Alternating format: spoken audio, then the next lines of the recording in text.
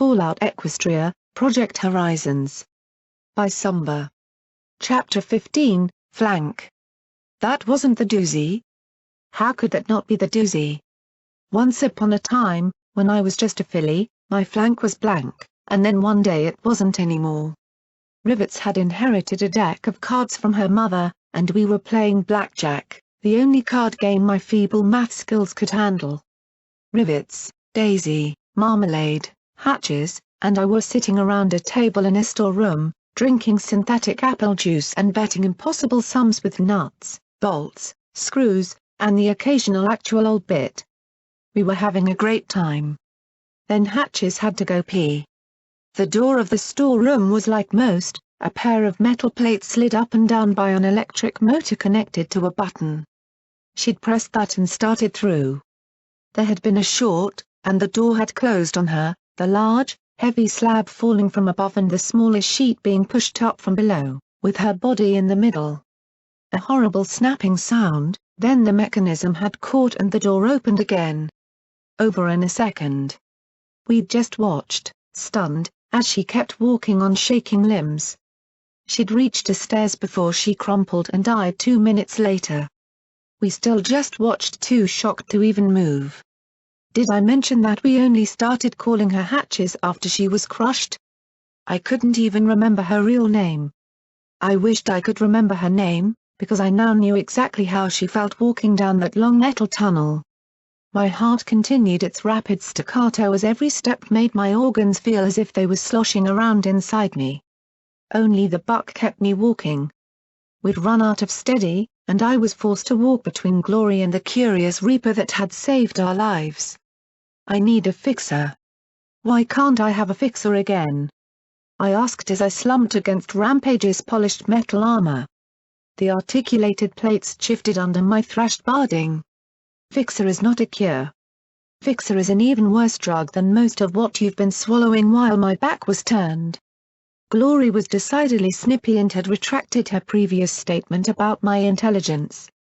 Instead of lecturing me about how I'd screwed up so badly, she had decided to try and fix the problem by educating me about it. Fixers are psychoactive like Dash and Mindals. It doesn't do anything for your actual symptoms but make them ignorable. You have been trotting around with your heart rate at over 100 beats a minute when you should have been lying down, trying to metabolize the chemicals and recover. Besides, you ate the last tablet an hour ago, Rampage added with an amused snicker. In the few hours we'd been traveling together, I'd learned little from the strange pony with shining armor, who was still smeared with darkening gore. Her hoof claws tapped the asphalt with a persistent metallic beat as we walked. I had, though, been able to see that her armor wasn't part of her body or something, like Deus's. It was just really good metal armor, and the pony under its bulk seemed not much larger than me. I'd also noticed that the few bits of coat the armor left exposed bore strange bright red markings in a pattern that looked almost like zebra stripes. She also ate Mindals like clockwork, taking out the white tablets and popping them in her mouth one by one. But did Glory give her a 15-minute lecture on the properties and perils of Mindals? Muh. Instead, I learned more about pharmacology than I ever cared to. Steady, I discovered, caused nerve damage if used too frequently. Med-X could cause the mind to experience phantom pains. Buck was damaging my joints and muscles and doing a number on my reproductive system. But the real monster, apparently, was Hydra. Only unicorns can perform magical healing, and there are few who can perform the service. As a result, Pegasi and Earth ponies found a way to regenerate injuries using a hormonal extract of certain glands from hydras, hence the name. The harvesting is difficult enough, but the real peril is that the chemical suppresses normal recovery long after it wears off. Your body's natural healing processes fail, and you die cell by cell. She looked scared. One hydra is bad enough, but 2 or 3 you can drop dead on your hooves. And that's not counting taking a stroll through some nice quiety fields, interjected Rampage. I've seen ponies liquefy from a combination of hydra and a strong enough enervation field. Kinda cool to watch, actually, she said brightly, grinning at the sick look Glory and I shared. Oh, what? You think that's the worst way to die? No, I muttered. I've seen worse. Like what? She asked with a mocking little smirk. I really wasn't in the mood for Reaper taunting. I looked at her flatly. I fed a pony through a rock crusher once. She blinked, looking speculative. Tail first, I added, and was rewarded with a small look of shock on her face. Now her pink eyes looked skeptical. It's true. It was the only way I could kill a pony monster named Gorgon. Rampage stopped in her tracks, and I slid off her side and fell flat on my face. You really killed Gorgon? At Brimstone's Fall, I answered as I tried to get my hooves to support me. He was trying to kill me. He had taken over the mine and I had to take him out. Her wording hit me. How did you? I nervously started to ask. Rampage gave me an even stare. Gorgon as was I knew him. I felt dread creep up my spine. If she decided to attack and avenge him, what could I do to stop it? My only chance was 3 magic bullets to the face, and even then I wasn't sure I could pull it off. And he was a friend, she added, and I almost switched to SATS right then. But instead of looking angry or upset, I couldn't tell what that expression was. Was it happiness? Lucky bastard. She bit the neck of my barding and hauled me to my hooves. You aren't mad? I asked. Should I be? She asked in return once I was standing. Glory looked at her, as confused and wary as me. He was your friend. She sighed. There are worse things you could have done to him. But who was he? What was he? Glory asked. My friend the monster, was all she answered, and after a look at the scowl that accompanied it I nudged Glory and shook my head. Rampage was not a safe pony to press right now. Not till we knew more about her. She certainly wasn't the psychopath I'd envisioned. But that didn't mean she wasn't a psychopath I hadn't envisioned. We walked along together for a bit in welcome silence. We were entering a small valley where the Sunset Highway crossed over another road from Hoofington before heading off to the southwest towards Philadelphia. We'd been hit by raiders twice. Fortunately, I simply sat my butt down, floated the carbine over my head, and played gun turret while Rampage eagerly dismembered them. The white and red pony's serrated armor tore our attackers in half, and each kick of her hoof claws shredded hide and armor alike. Watching her moves, I realized 2 things: I did not want to fight her, and I appreciated just how tough Reapers had to be. Reapers. Just like Deus. Have you ever heard of cyberpony named Sanguine? I asked as we finished looting the second band of raiders. I wasn't finding any links to the Enclave on them, but paranoia was nibbling at my mane. Sure, Rampage replied. He's a unicorn ghoul. Real nutcase too, drinks blood. Lots of business deals and a surprisingly snappy dresser. Used to be a doctor before the war, or so I heard. She looked down at me with a smirk. And no, personally I don't do much business with him. He works out of paradise, though. He's hoof in frigging hoof with usury. Is there a way I can get in contact with him? Why would you want to? I lifted my pit buck. He wants a file on this. He sent Deus to my stable, and I'm pretty sure he's why Deus is after me. Oh no. Having a vagina and having shot at him with artillery is why Deus is after you. But yeah, he works a lot with Sanguine. She took a deep breath. If you really want to hand the file over, he'd probably pay you and smooth things over with Deus and usury. Maybe get you out of the hoof. But if he wants that file, it's because cyberpony else wants it. Cyberpony with a lot of pull in the hoof. I can only think of 2 or 3 with that kind of swing for, if you throw in the Enclave, she added with a glance at Glory. Big Daddy Reaper, Elder Crunchy Carrots, and King Awesome. I couldn't have heard that right. King Awesome? And here I thought calling myself security was pretentious. He's the head of the society, Rampage said and then snorted. Hey, don't look at me. I didn't name him. And is he? I asked with a wan grin. Awesome, I mean? Rampage shrugged. the society is the biggest source of real food in the Hoof. King Awesome managed to get the plantations working, screwing over the eggheads in the process. They charge a premium, but food is food. She glanced at me. Of course, they use slaves to farm it. Any affinity I had for Prince Splendid withered on the vine. They what? Rampage seemed amused by my anger. Sure. You don't expect aristocrats to get their hooves dirty, do you?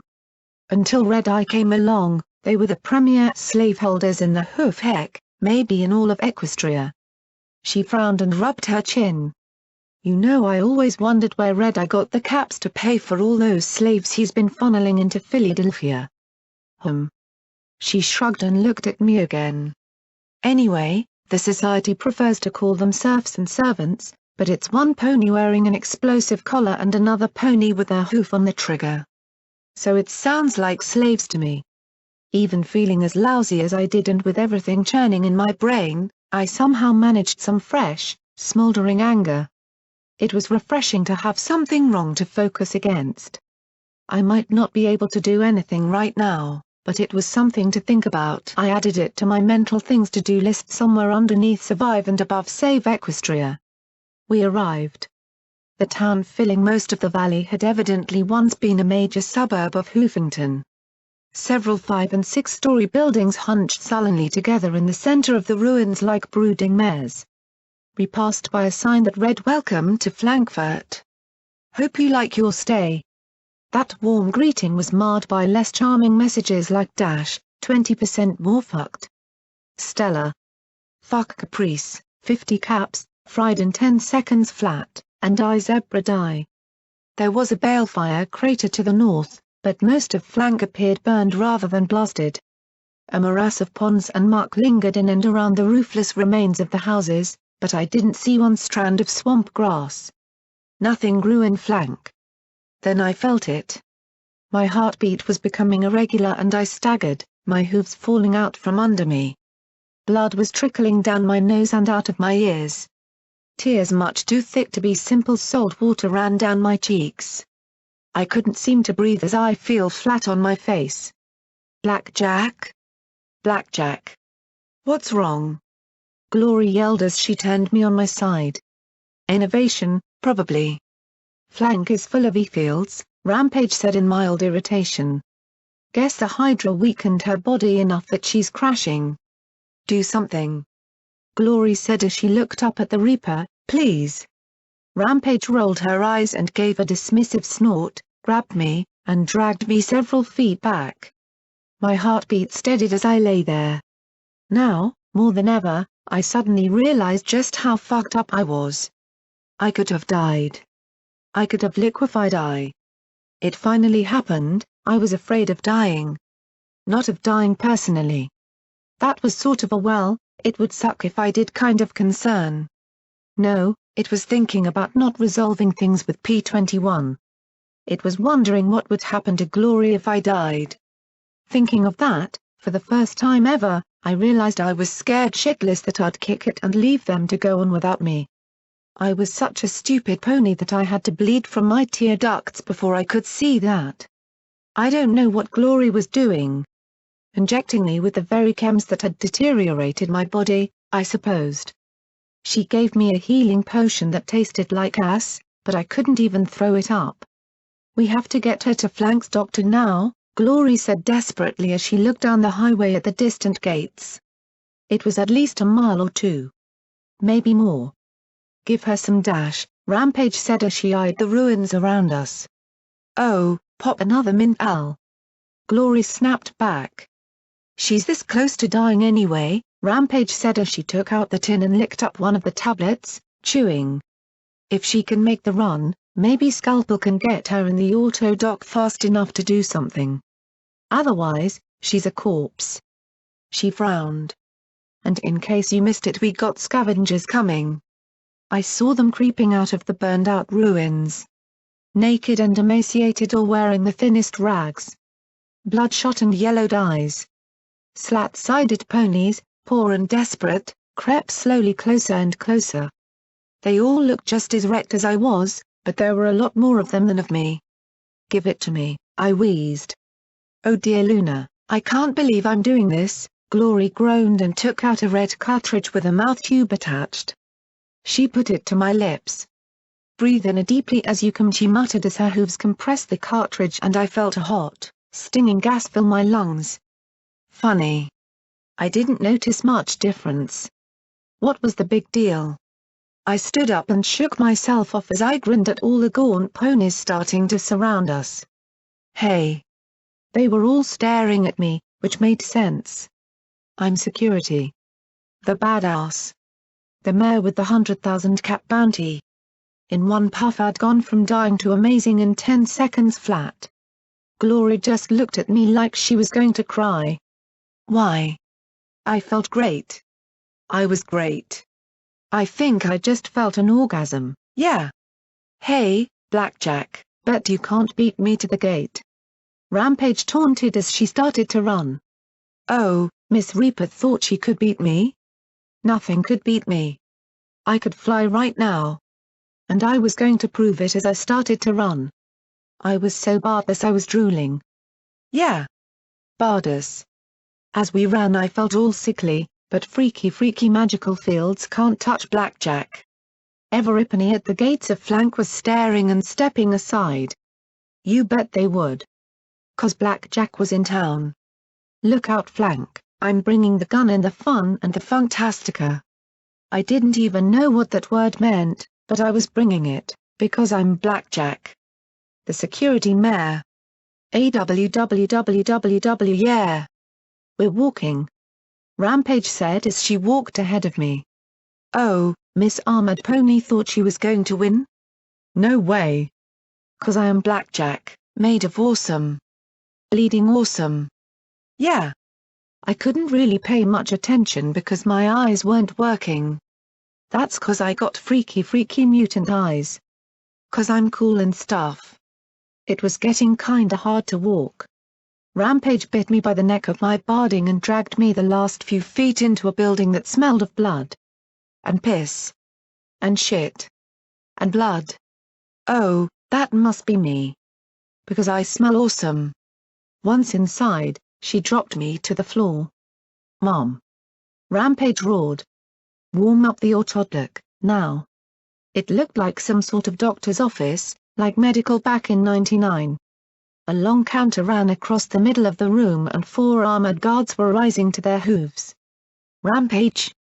An older lavender unicorn poked her head into the foyer and looked at me through thick, black-framed glasses. She wore a profound expression of disappointment. Her white labort was smeared with numerous stains. Not another one, Rampage.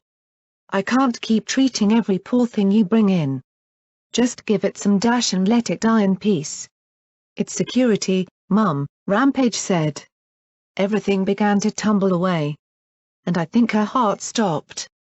So, who can name the 6 ministries established by Princess Luna to combat zebra aggression and save Equestria? Our teacher, textbook, asked as she looked over all the attentive fillies and colts as we sat together in Stable 99's classroom. The projector showed cartoony pictures of 6 mares arranged around Princess Luna. A grey circle looped around them. The red mare lowered her glasses. Blue? The young blue colt sitting ahead of me cleared his throat as he stood. The 6 ministries were awesome: arcane sciences, wartime technology, image, morale, and peace. Very good, Blue, she praised the young colt. Wasn't there a 7th ministry? Daisy asked, the shy little earth pony jumping when a colt glanced her way. That's a good question, textbook said as she changed to the next slide, a flow chart. There certainly was more to Equestria than just the ministries, though the ministries did revolutionize Equestria in a very short time. There was Luna's government, which was responsible for enforcing Luna's decrees and laws with the common pony. There was the military, which operated independently of the ministries, but worked with all of them. There were also private businesses, many of which worked with the ministries. I kept dozing off, and my eyes were drawn to the gaps between the bubbles on the flow chart. So can you tell me the responsibilities of the OIA, Go Fish? Textbook asked. I shot upright in my seat and shouted, "Blackjack! My name is Blackjack!" Giggles filled the classroom. Blue looked back at me with a warm smile. He was my best friend and the sound of cards being shuffled filled the room like static. Everything turned grey and fuzzy. When focus returned, the colds were gone, as were all the bright colours. Everything was now mixed with grey. Daisy smirked back at me. She was my best friend if that was what a friend was. Duct tape cringed from the snide smirk of Marmalade. Only rivets didn't put up with our shit. Textbook no longer smiled, instead talking with the apathetic boredom that came with rote instruction. Go fish. Blackjack. Whatever. The OIA. I don't think this was in the book, teacher, I protested. Nevertheless, it's something you should know, she said with a bored, disinterested sigh. So can you answer or never mind? I snorted as I folded my hooves on the desk and rested my chin atop them. Who cared who some dumb OIA was, anyway? The ministries were the ones who ran Equestria. And Luna. They were all blown up centuries ago. I raised my hoof. Teacher, I need to take a leak. She waved her hoof at me and I stepped out of my desk and trotted to the door. I was in security. It didn't matter if I knew history, just so long as I could shoot a gun or swing a baton. Outside the classroom, the colors were bright and cheery. Bucks and mares talked as they strolled along, discussing their jobs and what was needed in the stable. Blue sat outside the classroom, the young colt listening in. "Oh hey, go," he began when he caught my look and gave me a sheepish grin. "Blackjack. Much better name." "Hey Blue. I had to get out of there." I smiled brightly at him. "Say, wanna sneak down to maintenance? I can help you with your reading and we can." The pair of cards plunged the world into grey hues. Mares walked along in isolation and talked in low, soft voices. The colt cowered behind metal crates, listening in. "Take you back to medical. You're not supposed to be out here. You're a colt." "Please," he stammered. "I was just listening." "You're a colt. That means you have to stay with the colts till a filly wants you." Why a filly would want a colt for anything was beyond me. Colts didn't actually do anything in the stable. They didn't work. They didn't study. They just ate food and did whatever they did. "I don't want to go back," he said quietly as he peeked through the crack at the teacher droning on and on about how wonderful the ministries were. "Can't I listen? I want to find out about all this stuff." "No. You're a boy. You should go to boys' school." "This is a school for fillies," I said and stomped my hoof. "Anyway, I'm in security. So I gots to take you back. That's what Mama would want." I kicked his flank. "Now march." A flicker of color. Maybe I was going to kiss his boo-boo. Maybe I was going to ask him his name. But the purr of the shuffling cards kept all the colors dull. We got to medical and instantly the colors returned. The nurses and doctor were very thankful to me for finding Blue and gave us each a peppermint stick. I watched as he was escorted through to the colts' school, where 24 foals and colts sat in desks listening to a much better lesson on rainbows and why rainbows were awesome. I wanted to ask if I could be allowed to stay, even if I was a filly. A sigh. A shuffle of the cards. The colors drained away. There was no school. No rainbows. No lesson. Just rows and rows of bunk beds on which curled the colts of Stable 99. Their toys were broken things, things that fillies didn't want anymore. They were all so small. Such a little space to live in. The nurses kicked him back into the room, demanding to know how he'd gotten out. The head doctor scowled at me and suggested I go back to class. Then Big Macintosh strode in through the doors with all the marauders in a burst of pure awesome. "All right. We're shutting you down. This has gone on long enough. May Celestia forgive you for what you have done here," Sam intoned gravely. Fluttershy flew in and guided the colts out, with Pinkie Pie giving them all a cake and Rainbow Dash making them grin just by being Rainbow Dash. A sigh. a shuffle. Macintosh's marauders were long gone. Fluttershy, Pinkie Pie, and Rainbow Dash too. Everything that had once been glorious and good and bright was just a dream. Nopany stopped the screams coming from the cold as he was shocked again and again as they demanded he tell them how he had escaped. So, still not dead. I was lying on a bed next to a machine full of strange glowing tubes, jars of fluid, and glowing magical gems. I felt better. Not like I had after Priest had finished with me, but definitely better. My legs were only a little twitchy. My heartbeat had dropped to rates below running for my life. I had a brand new pair of puckered scars, one to the left of the middle of my chest and the other halfway down my left side. Entry and exit wounds for a beam of energy. The dingy room had a glass-fronted cabinet full of chems. I looked at the red dash inhalers with surprising longing, remembering just how great I'd felt. Still, if it wouldn't help me help Glory, I didn't care. The injectors of Stampede were a much larger draw. "Don't even think about it," the middle-aged lavender pony said gruffly as she walked in, her tired purple eyes watching me sharply. "I've developed a sixth sense for when a patient is up and eyeing my stocks." Her mane had gone prematurely white.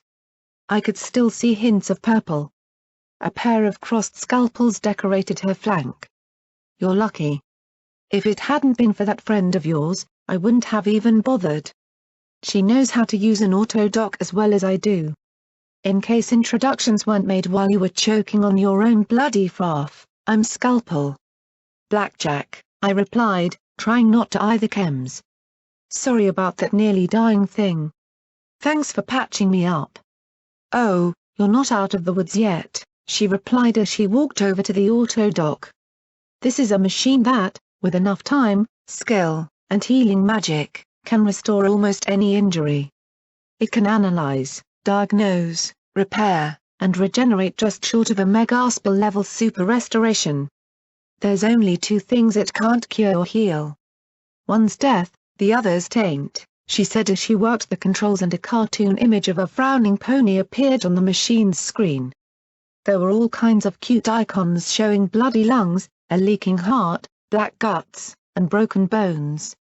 "And since I'm not dead," I said, closing my eyes. "Let me guess."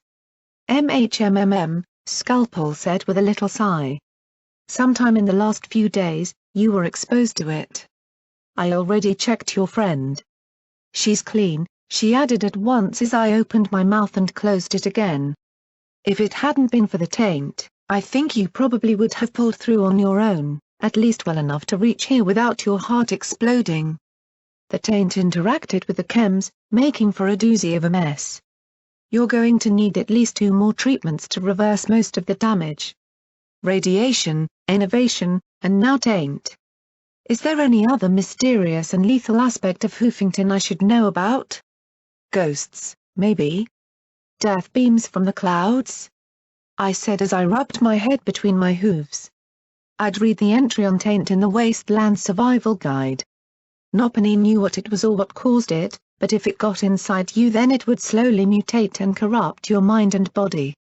A lot of the wildlife had been horribly mutated by just a little of it. Knowing my luck, I'd gotten a lot more than a little. So, am I going to grow tentacles? A third eye? A penis? Identical penises? Probably not. There's no surefire way to measure just how much you were exposed to. She pointed at the display with her hoof. Major trauma to the heart. Some damage to your lungs. Your brain, eh? Who knows? She looked at me with a little tilt of her head. You seem to be taking this pretty well, all things considered. I laughed. I couldn't help it. I've got a doozy of a bounty on my head. I've got the Reaper Deus after me. My one friend thinks I'm a drug fiend, my other I felt the shakes starting and took a deep breath. I don't suppose you moonlight as a therapist, do you? She sighed and lifted her scratched glasses off the end of her muzzle. Well, I am charging you 30 times my normal price, so I'm probably in the therapist ballpark. What's on your mind? I took a deep breath, wondering how I could admit it. I raped Sir Mepany. There. I said it. Just like that. I'd expected I'd have to fight it. Choke it out. Dance around the confession. Instead it slipped out of me as easily as bleeding. I raped a buck in my stable. She looked at me oddly. Okay. And? And? What the fuck did she mean, and? And it was fucking wrong. She just sat on her haunches, looking at me as if mildly baffled. Huh, well, that's novel. What is? Guilt, she replied as she walked over to the locker and lifted a key from her pocket. She brought out a bottle of Wild Pegasus and 2 shot glasses. Locking the door again, she trotted to a little table beside the auto dock. It's a pretty rare condition in the wastelands. Results from either an overabundance of morality or getting kicked in the head too often, she said quietly as she poured 2 shots. I looked at the nearest shot skeptically, licking my lips. You're treating me for chem damage. Are you really supposed to be giving me alcohol? I can drink both if you'd prefer. She asked with a lazy smile as she lifted a shot. Well, I don't want my doctor too drunk, I rationalized, and took my shot with glee. She chuckled. Oh, trust me, it'd take far more than 2 little shots to get me drunk, she said, smiling mirthlessly as she looked at me. In the great hierarchy of the shit messed up in your life, the booze is pretty low. She downed her own drink, gave a shiver and smiled. If you're feeling guilty about this rape you did, then there's a reason for it. Because it was wrong, I muttered. Why? She asked, and she was still smiling. What do you mean why? Are you telling me rape is okay? Considering the number of mares I've treated over the years, apparently, she said with a small shrug. I've heard males brag about raping mares, mares brag about seducing bucks, bucks crowing about buggering colts and fillies laughing about breaking fillies. You say it's wrong and I'm not disagreeing with you. I'm asking you why. I clenched my eyes shut. Because I wouldn't want that to happen to me. If our places had been swapped then I don't think I would have survived. Oh, well, that's the easy bullshit answer, she said as she poured 2 more shots. Do unto others as I'd have them do unto me. Till you have to kill. Till you kill Somepony who deserves it. Till you fuck Somepony that doesn't want it. Take what isn't yours. If I accept that other people will rape me, does that make it okay and right for me to rape others? She put the cap on the bottle. Was that true? It was, but only up to a point. If I was okay with Somepony putting me down, was it right for me to kill everypony I wanted? No. He's my friend. Though I can't be sure of that anymore. So, when he wasn't your friend it was sex, but when you cared about him suddenly it was rape. Simple solution. Shoot him in the leg and it'll be sex again, Scalpel said with a chuckle as she took off her glasses and rubbed a hoof across her bloodshot eyes. That's an even lamer excuse than the previous one. Why is this problem for you, Blackjack? Because I want to be good, all right? I yelled at her, glad I had recovered enough to shout. I don't want to be fucked up. Everything is fucked up. You're fucked up. Everything I see is one pile of shit after the other and it's looking more and more like the only way to be good is to die. I shouted at her, knocking the shot glasses and bottle of whiskey away with a sweep of my hoof. I'm sick of seeing everything fucked up and wrong. I was happy when I didn't have a clue how fucked up the world is. That I was making it more fucked up. That I am still fucking it up, even after the shit I've gone through, I said as I sat back down. I raped P21 and didn't even realize it was wrong. I couldn't save glory from fuckers I knew were bad news and it seems like the only way for any pony to survive is to become like Deus and kill everypony and any pony that they want. Shit. Here I was, crying again. My stupid tainted brain and wicked tainted heart throbbed as I lay down on the ground, hiding my face under my hooves. There. I'd finally thought about it. The wasteland was fucked up, and so was I. Strip away my good intentions and I was just as sick as the raiders and slavers I'd killed. Was it too much to simply want to be good? I want to be good too, Scalpel said quietly. I peeked up at her tired smile and sad eyes. Some days more than others. Month after month I see ponies chewed up by addiction, injury, and hopelessness. More than any other part of Equestria. I deliver stillborn foals because their mothers can't get out of the innovation fields. I try to keep dash addicts from huffing Brahmin dung because the act of living hurts. I sew them up, heal their hurts, numb their pain, and send them back out into this fucked up world.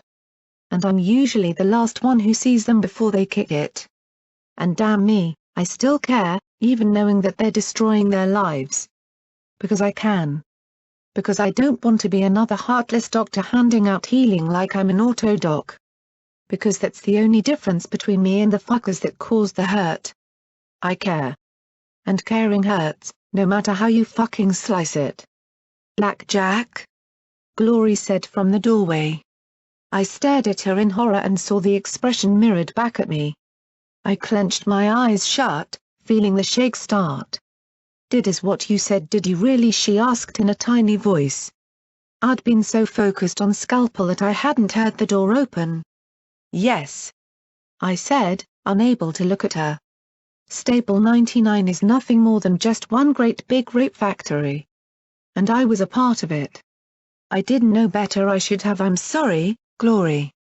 And now she knew who I really was. I wasn't strong. I wasn't good. I certainly wasn't smart. And if she had sense at all, she'd leave me before I did the same or worse to her. Trying and wanting to be good wasn't enough. "Blackjack," she started as I shook more and more. "How?" "Because I'm not a good pony. So just leave, Glory. Staying with me cost you your cutie mark. It's just going to cost you more and more." And now I was tainted too. Contaminated. Would it drive me crazy, like the raider sickness? Twist my body till I was grotesque and mutated beyond recognition? I suddenly had an image of Gorgon. Would that be me, eventually? Would Glory someday smile when she heard I'd been fed through a rock crusher?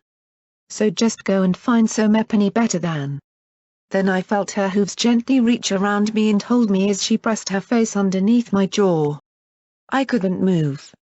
I could only shake as I returned the gesture. I've spent my whole life working for ponies that betrayed me and branded me a traitor. For all I know, I could have helped them with their plans against the surface and not had a clue, she whispered softly. I think about every raider we've run across and wonder, did I have a part in that? No matter how remote that possibility may be, I still can't help but feel like I am to blame. You're a good pony, Blackjack. You keep trying and you never give up, no matter what you have to do. I fell apart at that point, and Glory did too. I think we both needed to just give in a little and hurt. Because caring hurts, no matter how you slice it. 2 hours later, I was back in the auto-dock frame. Scalpel's horn glowed as the machine whirred and chirped and did whatever it did to put me back together again. There were tubes of nasty grey, maroon, and yellow feeding into collection jars as she tried to remove as much damaged tissue, and hopefully the taint along with it, as possible. I spent most of the time explaining the fine nuances of Stable 99's fucked up society to Glory. Glory listened as she fiddled with Leo's broken beam rifle. I personally thought it was a lost cause, but right now I wasn't going to begrudge her. Still, just standing here was boring, and I certainly didn't want to pay attention to what was being removed from me by the auto-dock. "Glory. Could you come here and play an audio file on my pip-buck?" I glanced at Scalpel, who returned the look with an indifferent shrug. Glory trotted over and sat down. With my limb restrained by the auto-dock, she had to operate my pip-buck for me. "Which one?" "P21's auto files. You need BJ number 3. I sighed as I looked at her. "I may as well. It's not like it can get worse than raping him and neglecting him, right?" Glory gave me a troubled look. "Yes, I was going to keep beating myself up with it till we resolved things with P21. She worked the controls deftly and then there was a crackle. "We're safe here, U-20. They can't track us down here. A security Mare told me so. P-21's voice was soft and rushed. Panting desperately. P-17, we can't stay down here forever. This is a stable. There's nowhere we can go. Eventually they'll come down here and check all the places they can't track. Soft noises of nuzzlings and quiet little sobs. You stay here, then. I'll find whoever's going to be the next U1 and kill them. I just need a little more time. P-21 said desperately. I've got a Mare teaching me how to access the Mare's terminals and get her override commands. We can sneak out together. No, P-17. No. You're not going to kill a cold for me. I've done it before, P-21 whispered. You've done it before. And you'll never do it again. Even if I have to turn myself in right now, the soft voice of U-20 said firmly, bringing more tears from P-21. Us killing our own is what the Mares want. Takes the blood off their hooves and puts it on ours. I love you. I don't want to lose you, P-21 whispered. You knew you would, U-20 said quietly. Soft noises of kisses and quiet strangled sobs. Then I heard my voice echoing in the tunnels. They've got to be down here. Somewhere near the spark generators, I think. See? That didn't take them long. U-20's voice was quiet and resigned. You stay here. Keep out of sight. They just want me. No. Please, no. P-21 sobbed. I think I hear them, I said. Then a pause. There you are. U-20, as per Stable 99's bylaws, you are required to come with me to security for your removal from the unicorn breeding population. I'd never realized how bored I sounded when telling a pony they were about to die. I understand. I'm ready, U-20 said. No. Yelled P-21. A thump, and then the sharp crack of a baton striking skull. What the heck has gotten into you, P-17? A thump. Another thump. I could hear my heart rate increase on the auto-dock monitor. Please, stop. Yelled U-20. And there was the sound of a shove. Another sharp crack. Deeper. Wetter. A yell from me and another crack. And another. And another. Another. And then the thud of a body hitting the floor of the concrete tunnel. Another. Another, then a sickening quiet, punctuated by P-21 sobbing brokenly as I cursed about stupid crazy emails. Don't cry. I heard U-20's softest whisper. It could have only been caught if P-21's microphone had been at his mouth by cradling his head. I love you. I love you. More hooves echoing in the tunnel. Whoa, Blackjack? Is he dead? Daisy's voice, sounding impressed. I want to puke. Yeah. I think so. Fuck, I'm going to get in so much trouble for breaking procedure. You okay? Going to off the blue one too? Can I watch? I already fucked up once today. I'm not going to make it twice. Can you girls haul the body up to security? Go through the motions? Yeah, sure. Come on, Marmalade, lift your end. The sound of a dead unicorn being hefted onto Daisy's back followed, and then hoofsteps receding. P-21 wept with horrified little sobs. So. Here's the plan, P-17. We're going up to medical and they can give you a shot to calm the fuck down or something. Okay? Okay. Kill me, P-21 said between shaky, gasping breaths. What was that? Kill me right the fuck now. Or I swear by Celestia and Luna, I will end you. Right. You're upset. I can see that. Males are always so over-emotional. But those are the rules. Take it up with the Mare if you want, but I'm not your executioner. Why? He broke down sobbing again. Why kill him and not me? That was an accident, yeah. My baton accidentally beat him to death. Not that.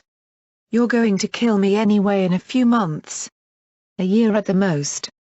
So get it over with. I can't. It'd be wrong. The sounds of me making him stand. Come on. Don't think about it. The tape cut out. I mean that if I have a weapon I might kill you. Not because I was a Mare, but because I murdered the buck he'd loved. Do you know what fucking justice is? It's giving to others as is given to you. I'd remembered that. Tracking down you 20. He was a good male. Gave you a rutting and then you could talk and he'd listen and nod like he really cared. I'd been honestly bummed that he was being taken out of rotation. Only he had disappeared from tracking. That had been unusual because most males never went down to maintenance, so how could he know where tracking was scrambled? But I knew. I knew all the spots. And I'd found him together with a Blue Earth pony that was only barely familiar. He had been upset and I'd assumed it was normal male hysteria. He'd attacked me with my guard down and I'd used my baton. I admit, I was a little panicked. I'd never been attacked by a male pony before. U-20 had come to his rescue, shoving me away with his magic. I'd thought they were both going to attack me. I beat him to death. At the time, I thought I'd caught hell. Double work shifts. My position on the breeding queue was revoked. I was even under lockdown for a month, but the rule of 99 was don't think about it, and eventually everything went back to normal. I felt strangely calm. My limbs weren't shaking. My heart was beating steadily. Blackjack? Glory asked as she looked up at me. Are you okay? Yeah. Sure. Don't worry about it. I wasn't. Because I knew exactly what I needed to do. I needed to give P-21 a gun. 3 hours later, Scalpel had restored me as much as the taint allowed. The old lavender pony simply scowled at a display that refused to change any further for the better. When I would get worse and how I would get worse remained to be seen. Scalpel had been surprisingly mute on the subject of magical chems. Some folks handle them just fine. Some folks don't. If I were you, I'd avoid them, but I'm not you.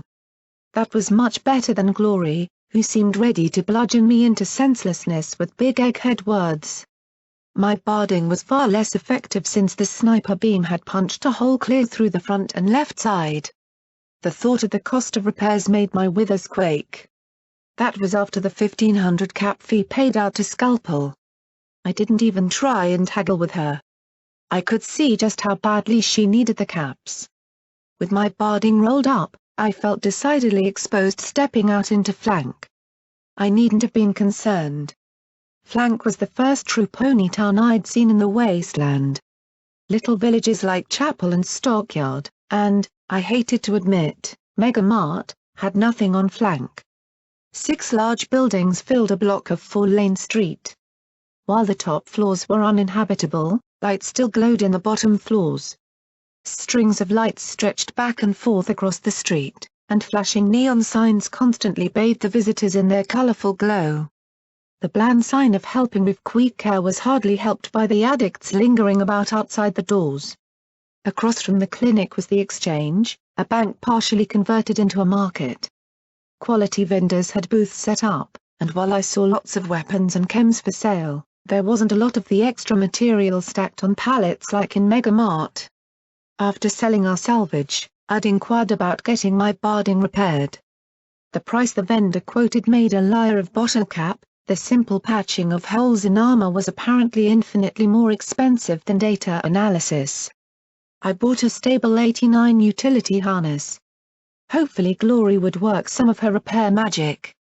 Outside the exchange, we saw Mixers in the trough. Mixers was a shop, one that peddled chems exclusively. It was also a club of sorts, but the music was certainly nothing like I'd heard on DJ Pon 3. It was all beat, and so fast that I supposed you'd have to be high on dash to really enjoy it. Mixers seemed to take chems to a whole new level. Stampede was one thing, but what was Rainbaum? Awfully flash? The trough surprised me. I hadn't ever seen a place devoted solely to food.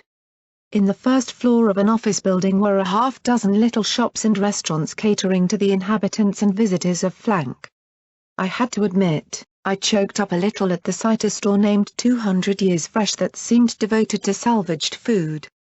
The sight of box after box of sugar apple bombs made my mouth water. There was a butcher shop that definitely had me a bit nervous. All meat looked the same chopped up. And there was an enclave shop in the trough. It was called Cloud Fresh. Outside were two Pegasus mares in less severe-looking uniforms than what I was familiar with. In fact, with the amount of flank they showed, it was hard to determine if they were wearing clothes or lingerie. There were bright, colorful banners showing apple trees growing amidst the clouds. Volunteer Corps, let us help. Their produce was certainly fresh, packed on ice or in trays, and cheaper than the produce being offered by the society ponies. Wonder how much of it will turn you into a raider? I could still see Tumbleweed's head coming apart from my telekinetic bullet spell. The two mares took one look at Glory and immediately closed for cleaning. They didn't even bother to hide their expressions of contempt for her fresh pink Dashite brands. Scalpel had healed the injury, but the scars from the chemicals used to burn away her cutie mark were permanent, even with magic. I supposed it would take a mega spill to restore her cutie mark. G. Slave-grown produce from the society, or enclave produce that could turn you into a cannibalistic psychopath. I chewed my 2-century-old apple cereal with a bit more satisfaction. Rooms was simply that, a hotel with rooms ranging from a mattress in the lobby to private suites. That left Stable 69. The parking garage was certainly nothing impressive on its own, but it had been draped in neon lights that proclaimed finest flank in Equestria. A 2-story high pink neon mare winked suggestively out at the street next to a ridiculously endowed blue stallion. Oh my, I muttered, going a touch pink myself. I've seen bigger, Rampage snorted as she squinted up at the stallion, chewing another mint owl. Aren't you eating a lot of those? Glory asked, tapping her hooves together nervously. Rampage's pink eyes glared at her and she gave a little squeak, jumping behind me. They calm me down and keep me from killing ponies that criticize my choice of mood-improving chemicals, she growled softly. So aren't you glad I've got a lot of them? So aren't you eating a lot of those? I asked now, coolly. I wasn't going to jump, no matter how she glared. Don't threaten her, Rampage. She's just concerned. She doesn't have to bother, she said with a little snort.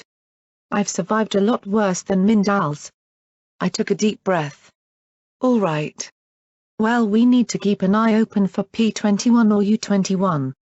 It took us 2 days to get here, so we might have gotten here first. I also need to cash in these contracts for the finders. I looked at the entrance to Stable 69. Which means I need to go in there. I need to find parts for this beam rifle, Glory said as she twisted and pulled out Leo's magical beam weapon, setting it between her hooves. The internal workings tinkled ominously as she turned it upright. The barrel had an obvious bend in the middle. You're seriously going to try and fix that piece of junk? Rampage asked as she tapped her hoof claws against the metal housing. Was it just me, or did something new break just from that contact? Junk? Glory bristled. Do you have any idea what this is? Do you have any idea how little I care? Rampage replied dully as she leaned back. This was an AR-14 prototype, one of a limited run that was developed to replace the Novasurge rifle. Only 20 were produced before research was cancelled due to the balefire megaspals. She lifted it in her hooves. And look. It has an emerald refocusing crystal instead of the standard ruby. And a Type D spark capacitor. A Type D. I've only seen them in books. She glared at Rampage. And you broke it. Rampage just sat there a moment and then smacked the wrecked weapon once more with her hoof, denting the casing. Glory hugged the barrel to her chest with a whimper. You barbarian. She gasped as the striped reaper grinned at her. Why, thank you. She replied with a grin. Well, since you two have your plans, I'm gonna go get plowed. See you later, she said as she trotted away eagerly, swaying her hips and making her metal plates rattle as she danced her way into Stable 69. She's terrible. Why didn't we just leave her once we have P21? Glory asked with a little frown. We owe her, I said with a shrug. She's also one of the few ponies I can think of that really doesn't care about the bounty on my head. Plus, I'd rather not have her prowling around behind me. She's still terrible. And she's always eating those mindals. I have to wonder how bad she is when she's off them, she said as she stowed the ruined rifle between her wings. I'll head over to the exchange and see if I can find anything out about P21. Are you sure you'll be okay? Are you sure you'll be? Glory countered, looking at the brothel behind me. I know you're not in uniform and that flank has a neutral ground policy, but what if cyberpony tries something? Well, then I'll do something stupid, I replied with a smile. I'm good at that. Glory winced. The wrecked wagons inside the parking garage were stacked up in a corridor that funneled down towards an open service hatch. Pink lights gave the service tunnel a vaguely organic feel that made my limbs creep. Posters with mares on one side and bucks on the other advertised this selection to the clientele. Had I not been preoccupied by P21 and what I'd done to him, I might have been in the mood for some enjoyment as well. I reached the round door to the stable, surprised to see that instead of rolling, it was mounted on a swing arm. A huge pink 69 seemed to greet us, as did the handsome buck and cute mare standing in the entryway. I looked a little closer at the numbers, and saw the actual number of the stable had been 89, with part of the 8 painted over to resemble a 6. After seeing stable 90, I'd expected to walk into an atrium like in 99. Instead, we were threaded past a utility storage area. The doors were all locked, and it'd be a little conspicuous to fiddle with them with patrons passing me by. Finally, the hallway split with 3 arrows: finders, fun, and future employment. As tempting as the second was, caps came first. The finder's office was also the Overmare's. I had to admit, I wasn't too happy about that. Something else I found unnerving: no guards. No turrets. I couldn't believe that nothing was protecting the stable. I walked to the Overmare's door with a sigh and a frown. I guessed it was time to do business with Bottle Cap Sister.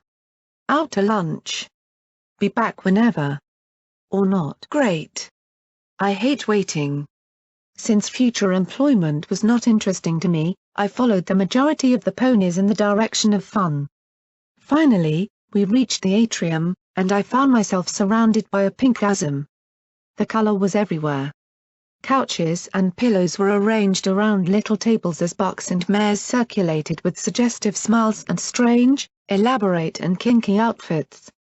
Given that ponies have no problem trotting around naked, covering up in feathers, lace, furs, or in strange outfits was one of the kinkier things I'd seen. In fact, I couldn't see the goods of a single mare or buck. Rampage was nowhere in sight, so I figured she'd already snagged her victim. I had visions of orgiastic excess, which showed just how off my mind was. There were a number of bucks who seemed drugged out of their skulls as they sat around smiling pleasantly at everyone. Dash and hailers were everywhere. Me, I stuck with Wild Pegasus. You don't look like you're having fun, a peach-colored mare observed from behind the bar as she poured my second shot. Purple hair fell across her eyes a little as she gave me a friendly smile. Is it the drinks? The company? Do you need a hit? I'm just waiting for Caprice to get back to her office. The little earth pony gave me a worried little frown. It's not you or this place. The whiskey's good, and I don't mind the decoration. It's just that there's a lot on my mind right now. A lot on the mind. Yeah, I hear that a lot, the barpony said with a sympathetic nod. Still, if you can have fun, you should. Sitting there all sour doesn't do you any good. She immediately perked up. I know. Let me make you something special. You don't have to. I started, but she was already diving into the refrigerator and pulling out various bottles. I wasn't sure if she was doing cooking or chemistry with what was going in that shaker. She sat up, shaking the metal cups briskly, and then poured something yellow into a glass. Here. This should make you smile, she said as she pushed the glass to me. I glanced at it skeptically, but she seemed too earnest for me not to try it. Well, here's hoping it's not drugged or something, I thought, and took a drink. Instantly, sweet tartness splashed across my tongue, and I swallowed in surprise. The sour tang lingered for just a bit, and then it was replaced by a slight alcoholic burn that made quick friends with the whiskey I'd drunk before. I smiled, despite my mood, and drank the other half. That's really good. Thank you, I said as I looked her up and down. I'm Blackjack. I figured. That one's on the house. You look like you needed it, she said as she looked at my cutie mark. You know, there's gambling over at rooms. Cards. Dice. Roulette. You might have some fun there. You seem to be a bit fixated on my entertainment, I observed with a smile. Is that so bad? She said as she took off her apron and handed it to one of the other mares behind the bar. I mean, everything in the Hoof is so terrible, so why not a place you can enjoy yourself? We have ponies from all over come here to unwind. Dance. Get high. Have sex. Pay for the pleasure and go home with a smile, she said as she trotted out from behind the counter. Yeah. Sounds great in theory. But then you look at all the blasted ponies hanging out around the Keycare and the price gets a little steep. Caprice makes money off misery. She cocked her head and looked at me sadly. You really think so? I don't know. I don't understand it. How does she live with making money off selling chems to addicts? Believe it or not, Flank isn't in the policy of stringing ponies out till they're falling apart. The original stable was a chemist's dream come true. There were chemicals stored here that had names so long you'd have to take a breath, or two, to name them. Unfortunately, the place was also lacking in entertainment, so some enterprising pony mixed up something fun. Then another did. Then another. The Peach Mare sighed, rolling her eyes a little. Eventually, the party ran out because Somepony mixed up a nerve gas and released it into the ventilation systems. Whoops, I muttered. Had the stables been designed to self-destruct? Had stable tech been some sick experimental dream? Pretty much. The survivors got out and fortunately ran into Keeper. The original Flank was a mess of drug dens and brothels. It's only been cleaned up in the last couple years. Still, there's all kinds of secondary dealers who couldn't care less who they sell to.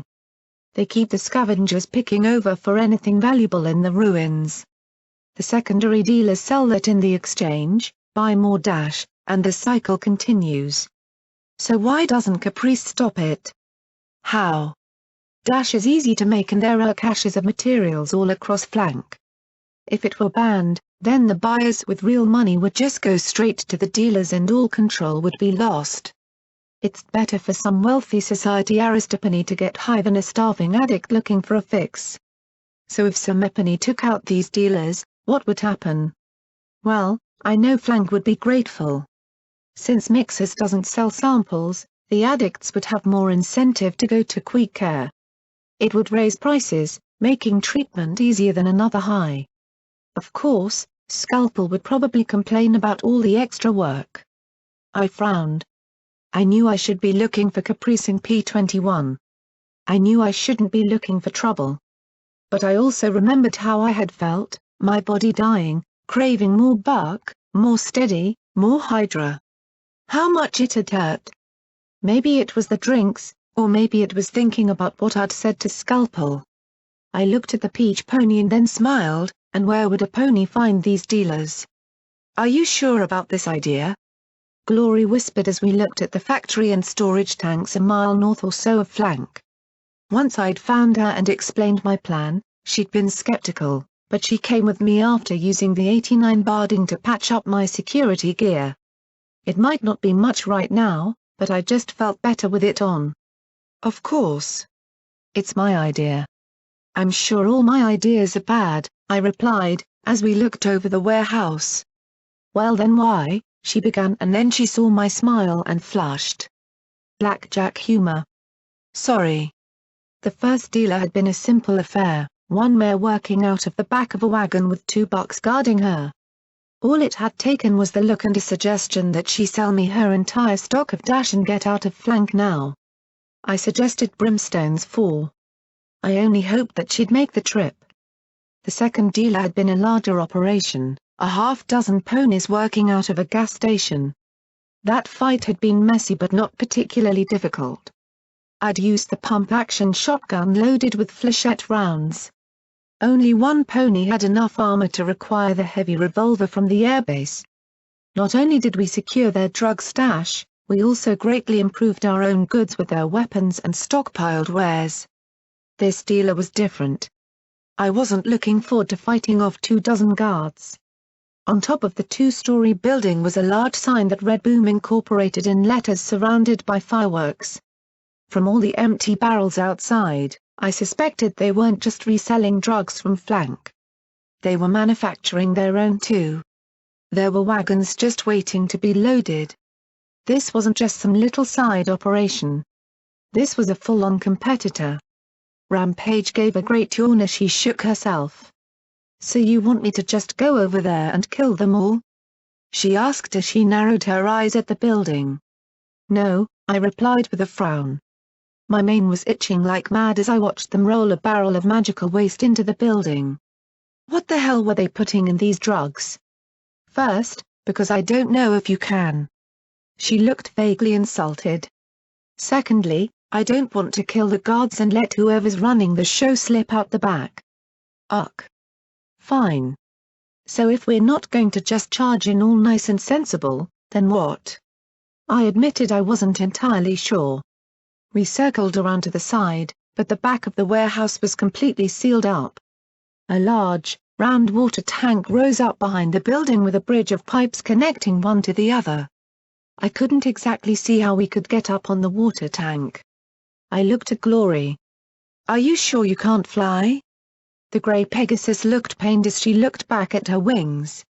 She bit her lip and started to flap, clenching her eyes shut. Her hooves rose from the ground, but then she jerked and flopped over on her back. She sniffed and rubbed her eyes. "Sorry, Blackjack.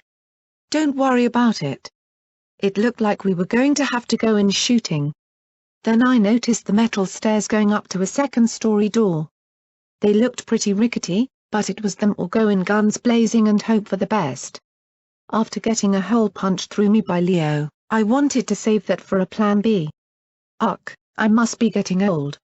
We picked our way around to the side of the warehouse and then made our way up step after step. I made sure Rampage waited till we were up.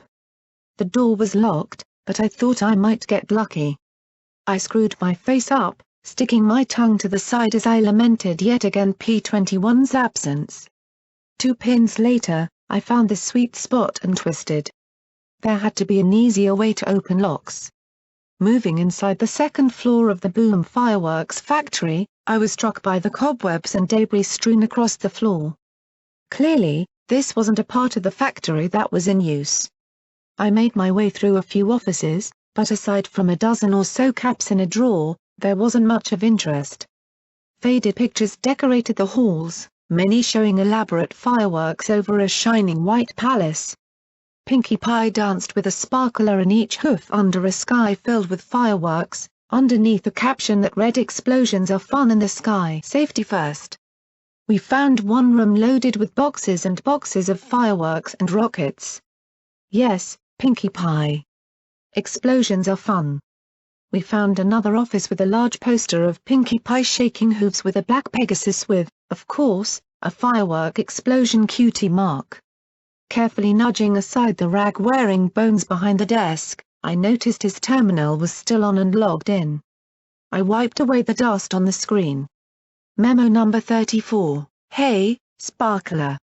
I couldn't help but notice that the latest batch of fireworks was a lot less FWOOSH and whoosh and a lot more fizzle and pizzle.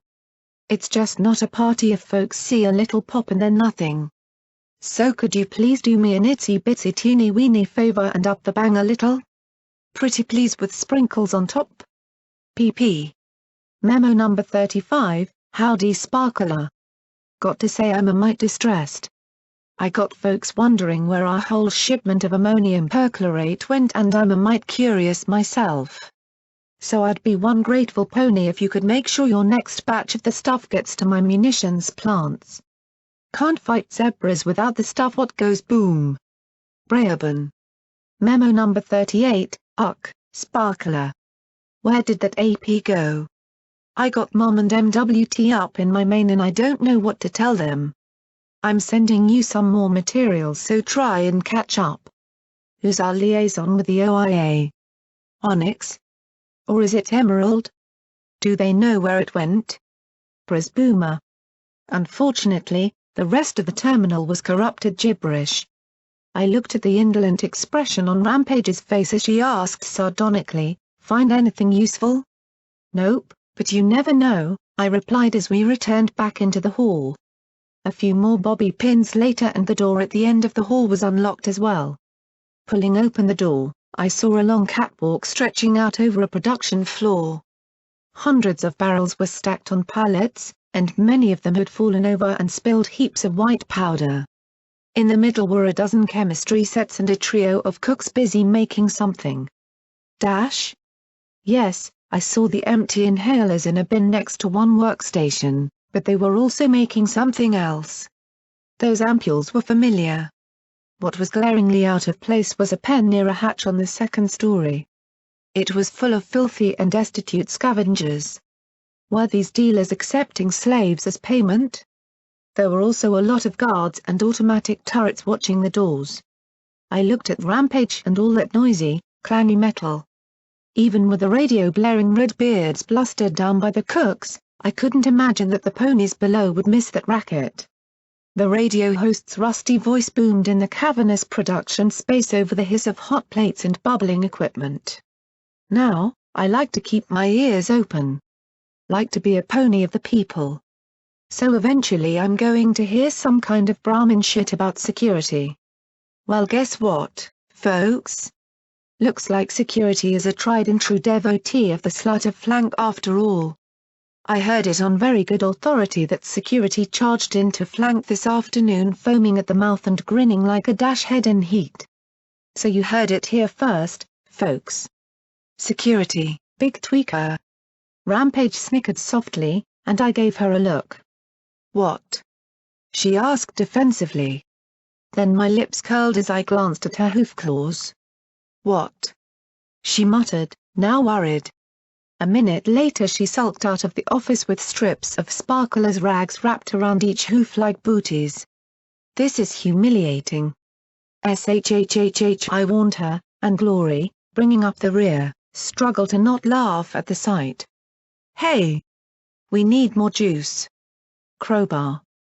One of the cooks shouted up to the balcony. Yeah. On it. A unicorn buck and leather barding yelled back as he walked to a crate and lifted some dash inhalers. Another guard opened the doors of the pen and let out a slow stream of ponies. Come on, folks. We promised you dash, and you're gonna get dash. There was something decidedly creepy in his tone and grin as he bobbed the inhalers above their heads, leading them out the door.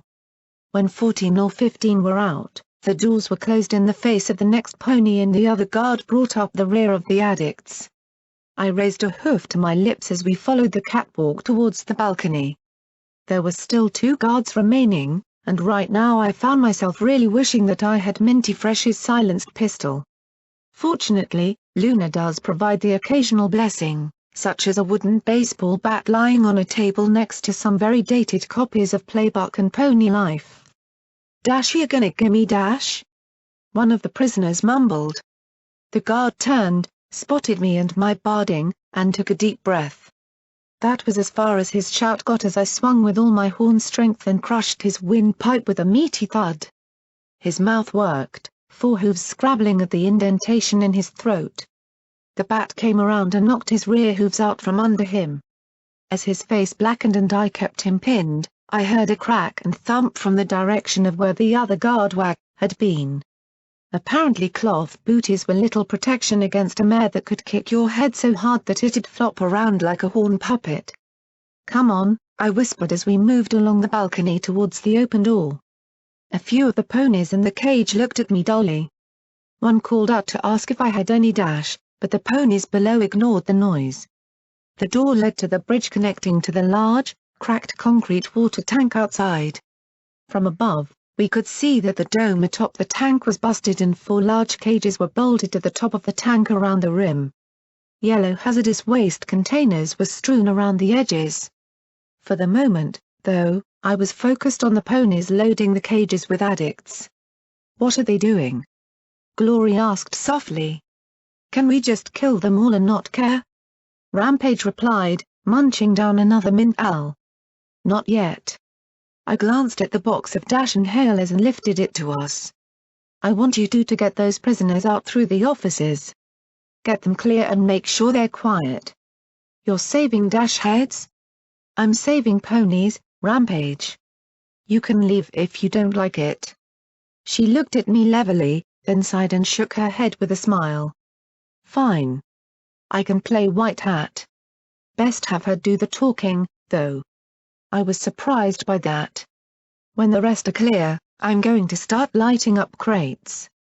I don't know if they'll explode, but there's got to be enough fireworks around here for something to go up. If not, we'll do something smarter than what I'd do."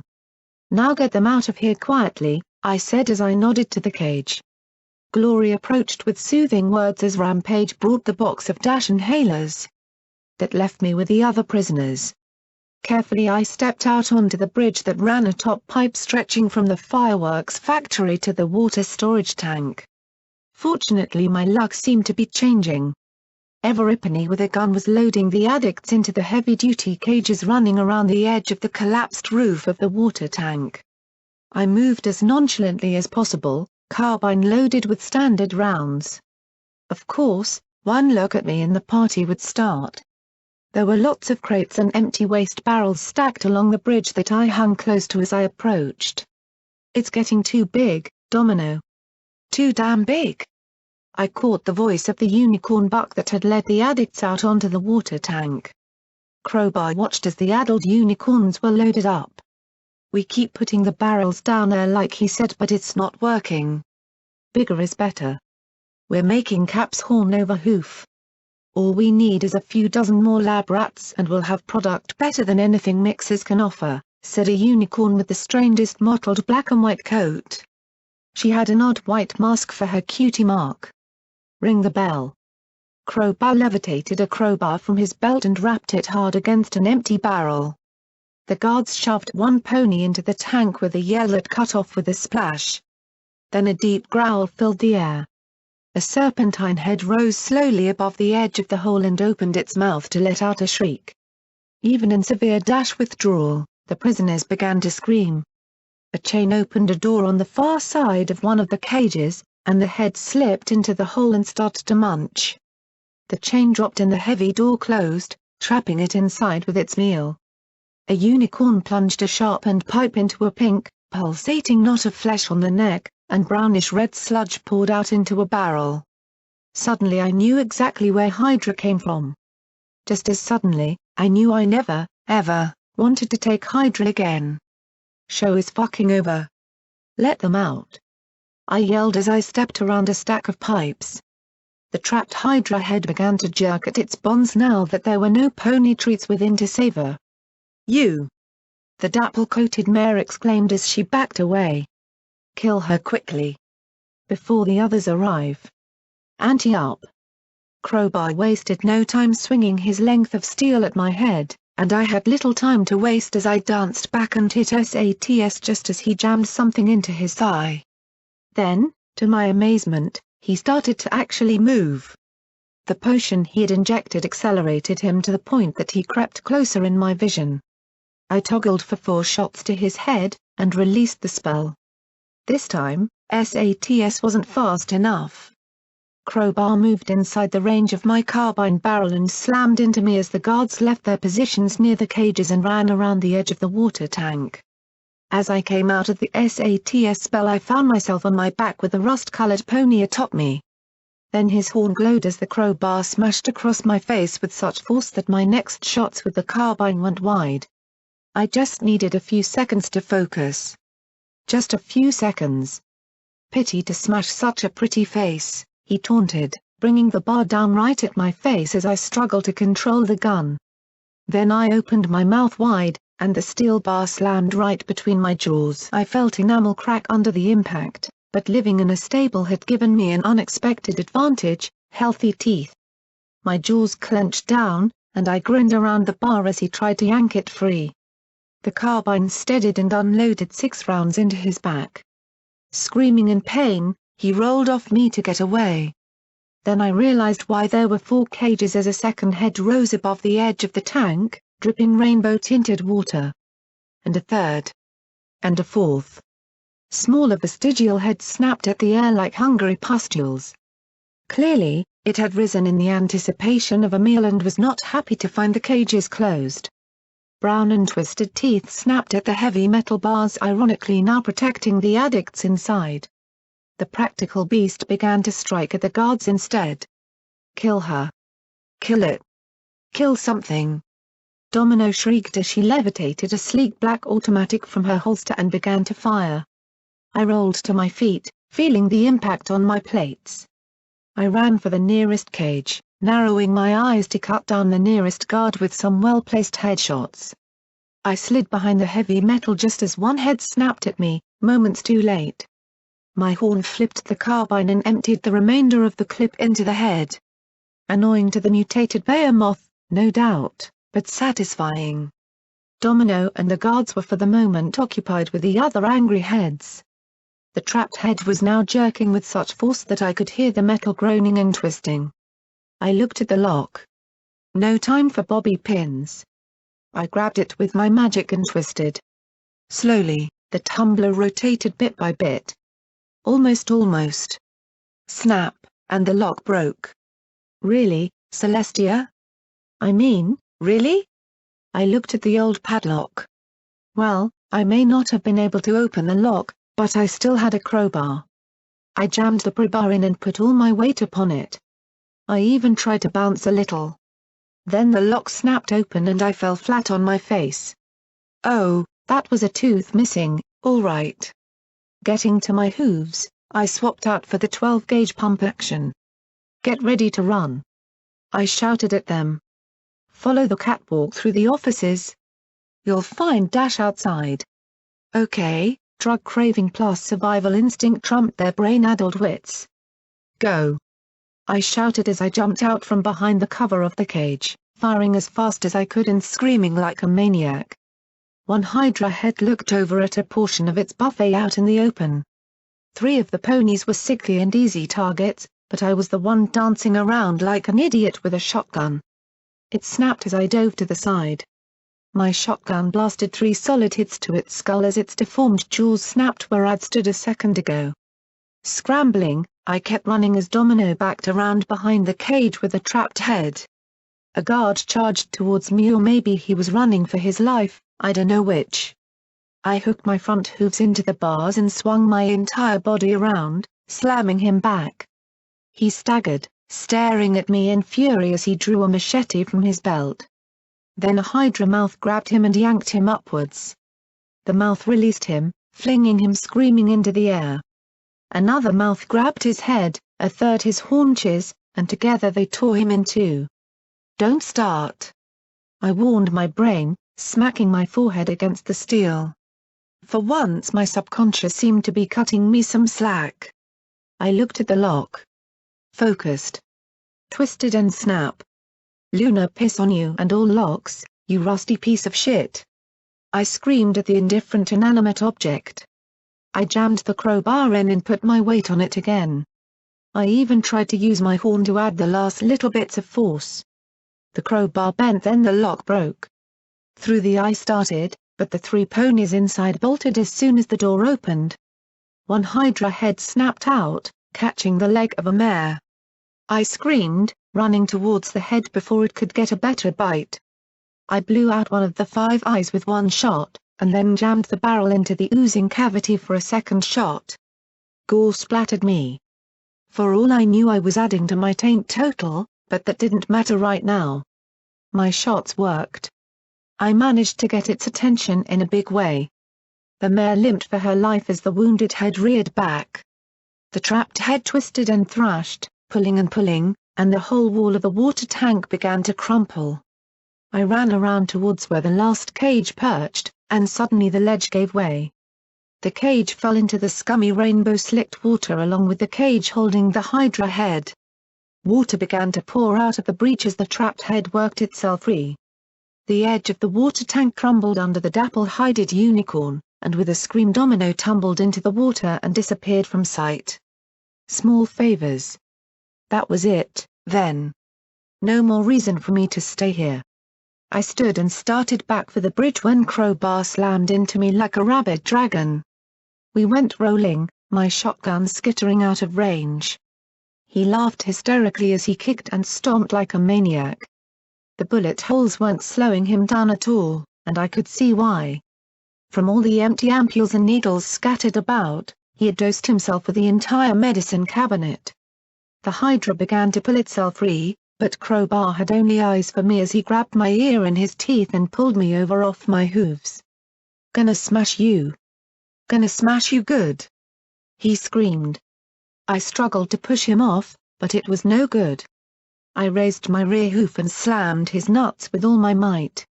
He didn't even feel it. I hit SATS and toggled 3 telekinetic blasts to his face. The first smashed his eye like a hammer, but he jerked his head and the last 2 did far less damage. In fact, as I watched, his eye was regenerating. "Gonna kill you. 'Cause I'm stronger. I'm stronger," he screamed as he pressed his hooves to my skull and started to squeeze. I felt ominous noises. The chems had made him stronger, tougher, regenerating. But then I looked at the oozing grey flesh. It was time to raise or fold. "Yeah. But you're not heavier," I shouted as I braced my limbs and lifted for all I was worth. The Hydra's head came down, bit into his back, and lifted him into the air. His death grip on my head was so tight that it yanked me into the air after him. Another head lunged for me, a tasty helpless snack, when I slipped free and fell to the metal planking. 2 bites and Crowbar was gone. I prayed it was just my imagination that I was hearing him scream as he slid down the monster's gullet. I got on my hooves and ran for my life. The entire bridge shook and suddenly slanted up as it crumpled under the Hydra's weight. My hooves scrambled for purchase on the metal as the monster crawled out of its tank after the next morsel in sight. Me. For once, I'd gotten lucky. The garbage stacked on the leaning bridge thumped into the Hydra more than it did me, and I pulled myself up, firing blindly behind me. When the shotgun was empty, I swapped to the carbine again. Inside the factory, Glory stood on the catwalk strafing enemies while Rampage engaged half a dozen as a screaming, thrashing Mare. The turrets were smoking wrecks, but there were more than a dozen cooks and guards firing at the pair. I ran to the rail and screamed at the top of my lungs, "Run!" Glory stopped raining magical beams on the enemy. The guards stared up at me in shock. Rampage clutched a pony in her hooves, mindlessly chewing on one ear. For a second I was sure that they would all flee. Then, kill her. And now they were firing at me and Glory, and had resumed dog-pilling on Rampage. I screamed in frustration as I ducked for cover. Then 4 Hydra heads roared with hunger and once more the shooting stopped. The 4 heads slammed through the open door behind me, snapping at me as the monster's incredible bulk tore the wall apart. The balcony collapsed with the wall behind me, slumping down into the floor below as the catwalks collapsed. Glory yelped as she scrambled back into the offices. Rampage snapped the neck of her pony, then looked at the Hydra with a whoop. "All right.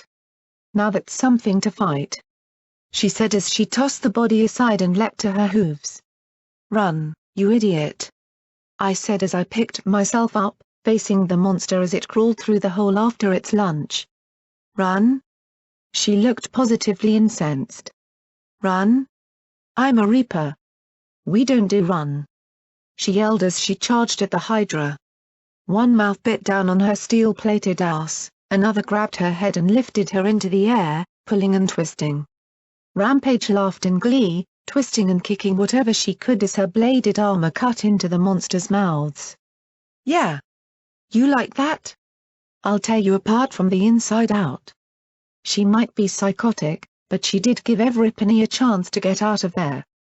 Unfortunately, I couldn't imagine that even she'd be enough to stop the thing. For not the first time, I lamented my lack of heavy weaponry. Even a grenade would be weight. Boxes of strange and hazardous chemicals. Drums of older strange and hazardous chemicals. More boxes thrown off to the sides and full of fireworks. And me with lots of incendiary bullets. Stupid, crazy, and liable to get me killed. What was I waiting for? My telekinesis loaded the carbine with red incendiary rifle rounds and I raced across the factory, shooting anything that looked remotely flammable. The beakers and chemistry sets in the middle of the room started burning quite readily, but they didn't have the force I needed. The two free heads of the Hydra continued snapping after me as the other pair continued to break their teeth on Rampage's armor. I focused on any crate marked boom, guessing the fireworks were my best bet. One crate started to smoke fizzle and then there was a pop. That was it. Oh come on. What kind of fireworks don't explode? The Hydra had had enough of the Reaper. With a snap of its heads, it threw her with such force that she shattered the reinforced glass in a window and went flying out. Now there was just one edible morsel and 4 hungry heads. And after it ate me, would it eventually wander to flank? I backed towards the door behind me and took aim at the metal barrels across the room marked ammonium something or other. 3 burning rounds punched through the metal. There was a hiss. A pop. Then a flame so bright it nearly blinded me jetted out from the metal drum and sprayed across the back of the Hydra. The fire spread to the rest of the stack. I really wished I had one of Crowbar's acceleration potions as I ran for the door. There wasn't a boom so much as a roar that built and built. A great wind lifted me up and threw me through the door like a bullet as a chemical sun dawned in the wasteland. I rolled across the parking lot and landed sitting in a heap. Then the factory exploded. The boom incorporated factory lived up to its namesake as the walls disintegrated in a detonation that slammed me flat on my back.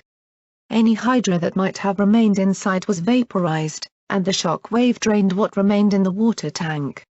The deluge put out most of the fire. Though not much remained after that explosion. I picked myself up, slung the carbine around my neck, and walked to where the remaining guards and freed ponies watched in amazement. I looked at them, grinned at the lot, minus one tooth, damn it, and said, Pinkie Pie was right. Explosions are fun. Then my eyes rolled up in my sockets as I crashed face first in the ground. Apparently me blowing up a factory and monster in one go was enough of a spectacle that none of the survivors thought to cut my head off while I was out. Glory, who'd had the common sense to flee, and Rampage, who'd been ejected for being indigestible, had reinforced how that would be a bad idea, and so I came to once again in the auto dock. Apparently shock waves are bad for the brain, particularly when you just recovered from a near-death experience less than a day prior. You stay here another week and I'll be able to retire to 10 Pony Ta, Scalpel said with a dry chuckle as I emerged from the machine a 4th time. Then she shook her head a bit sadly. Never seen a pony so set on getting herself blown up. Her eyes peered up at me, as if searching for something. So, you did good? I stretched and shook myself, then brushed my black and red hair out of my face. You tell me. The mature lavender mare shrugged. I got 30 or so ponies lining up to start detox. It's a lot harder for scavengers to get cheap dash. And I heard that Caprice's plenty happy Cyberpony finally took care of that operation over in the fireworks factory.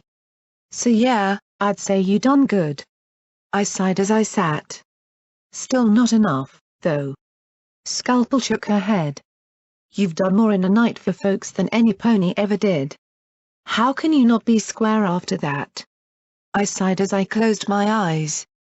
You do everything you can to make up for it, knowing that you'll never succeed in getting rid of the guilt. You devote yourself to spending every second trying to do better despite the fact that it will never be enough. And you pray with every single good act you do that somehow, when your life is over, that your lifetime will come close to making up for the wrongs you committed. Scalpel stared in shock. What was all that? Something Cyberpony told me to make up for a wrong I did. I thought it was my first. It wasn't. It wasn't even my worst wrong, I said quietly, still smiling. It's why it'll never be square. It's why I've always got to keep trying to make it square. And I'll always lose. I sighed. There were 3 ponies who died in a cage. Maybe I could have saved them if I'd tried harder. I don't know. Scalpel looked at me for one more moment then grumbled, "You're an idiot." Then she put her hooves around me in a brief, tight hug before releasing me. "Bravest, boldest damn idiot in the wasteland, but still an idiot," she muttered as she stood and walked to the door. "Now if you don't mind, I've got a whole waiting room of dash heads wanting to try and kick their fix. So if you'll excuse me, I'm pretty sure Caprice got you a place to stay at rooms." To be honest, I was pretty tired. Glory was looking for P21 again. Rampage was doing whatever it was she did.